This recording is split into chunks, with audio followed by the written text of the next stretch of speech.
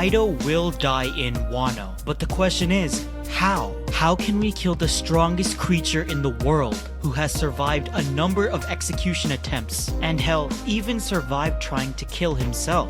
How can we pull off the impossible? Well, we can just ask my man Luffy, and by the end of this video, you'll be able to see how Kaido has to die in Wano and how Luffy will do it. Also, if you are new to the channel, please do subscribe. So, why should we kill the strongest creature in the world?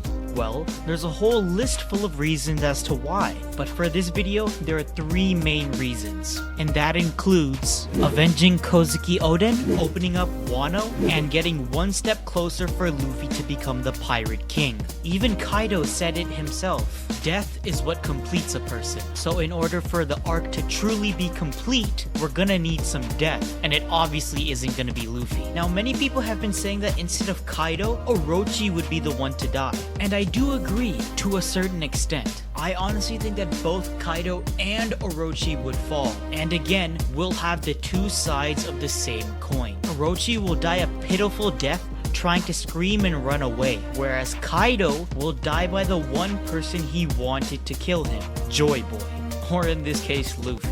And if we go back to Orochi's death, I think we have that covered with Hiyori. Plus, we've seen her wanting to kill Orochi since the early stages of Wano. On the other side of the coin, with the buildup of many sacrifices in Wano, both past and present, we see all the things the Scabbards have worked for are leading up to one goal, either killing Kaido in this raid, or die trying. And there's 2 things to keep in mind when it comes to killing Kaido. 1, with Luffy's new joyous transformation, I can see him connecting more with Kaido, like a rival, more so than an enemy. 2, Oda stated in an SBS that Luffy doesn't kill his enemies because he wants to shatter their dreams and beliefs. And with an unkillable enemy like Kaido, the toughest belief for Luffy to shatter is Kaido wanting to die a glorious death, but at the same time wants to be king of the pirates. Now I think that putting this together, we'll see sort of a flipped situation, with Luffy thinking of Kaido as a friendly rival in the end,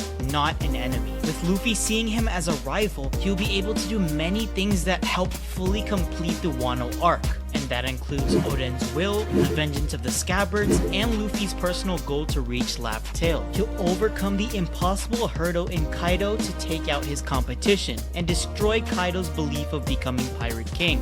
But he'll fulfill his second one, to die a glorious death, as death is what completes a person. Well shit, there's even a theory that Kaido came to Wano to specifically die at Joy Boy's hand, since he couldn't become Joy Boy, and he couldn't become Pirate King either. With everything done in his life, and his former enemies having glorious deaths that created a huge legacy, Oden, Roger, and Whitebeard, Kaido craves the same thing. He wanted to cement his legacy. Alright, now that we figured out why Kaido should die in Wano, let's move on to how. And there's been many theories over time in terms of how Luffy will kill Kaido. And trust me, there's been some crazy theories when it comes to Luffy killing Kaido, but my favorite out of all of them is this, purely because of how funny it could be.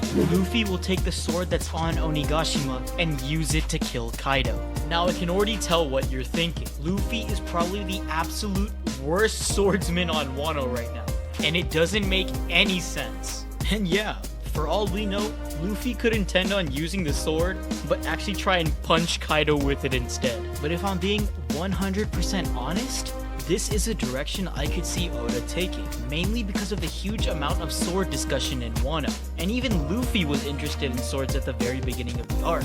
And some quick possible foreshadowing, we have this panel that was done right before the raid even started, where Luffy is literally saying he'll slice Kaido in half.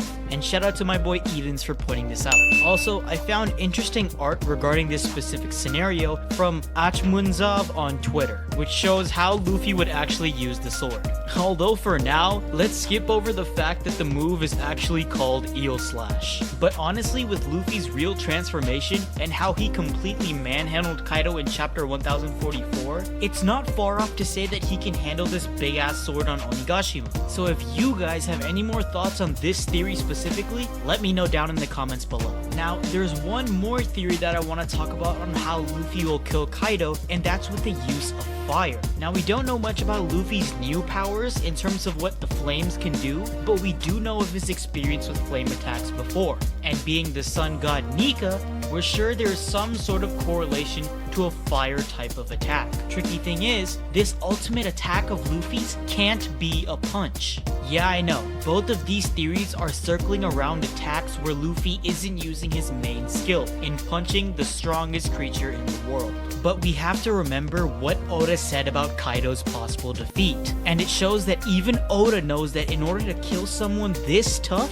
Luffy needs to do something different. When Kaido appeared for the first time, I said that Luffy can't defeat such a strong character yet, and I'm yet to know how Luffy would defeat Kaido. Probably my audience will not be satisfied if the reason for defeating Kaido is just because Luffy's punch is so strong. Luffy and I will have to find a solution somehow. And remember, you do have to keep in mind that Oda does know Luffy is going to use Gear 5, as he alluded to it in another SBS. So the only thing Oda could be referring to here is the final blow. As of right now, this fire aspect is something that we need to pay more attention to, since it would be nice to see Kaido, the man who can literally spit fire, be burned by it, just like his former enemy Oden, an eye for an eye. Now, let's think.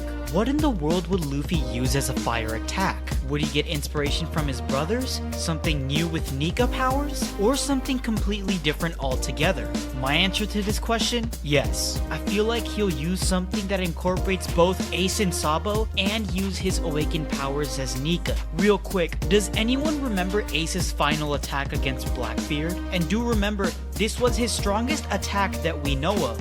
And according to Whitebeard, Ace was able to make an island-sized attack in their 100th fight.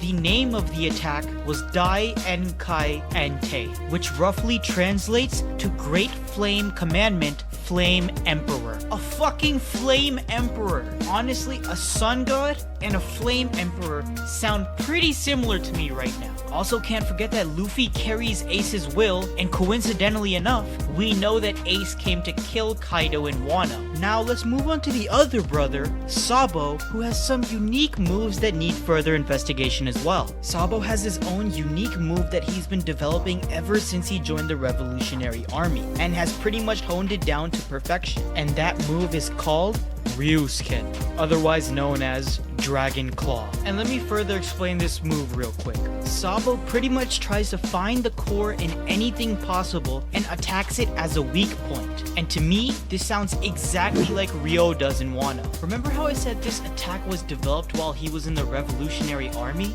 Well, he obviously upgraded that move once he got the Mera Mera no Mi. Now, let's see the name of this new attack real quick. Fire Flame Dragon King. Wow. So we have the Flame Emperor with one brother and the Dragon King on the other. Notice anything yet? Now that Luffy has possibly even more fire power, his final attack might just be a combination of the two. All I know for sure is that Luffy is definitely killing Kaido's ass. Thank you guys so much for watching this video, and if you want to see more One Piece content, please do subscribe. See ya!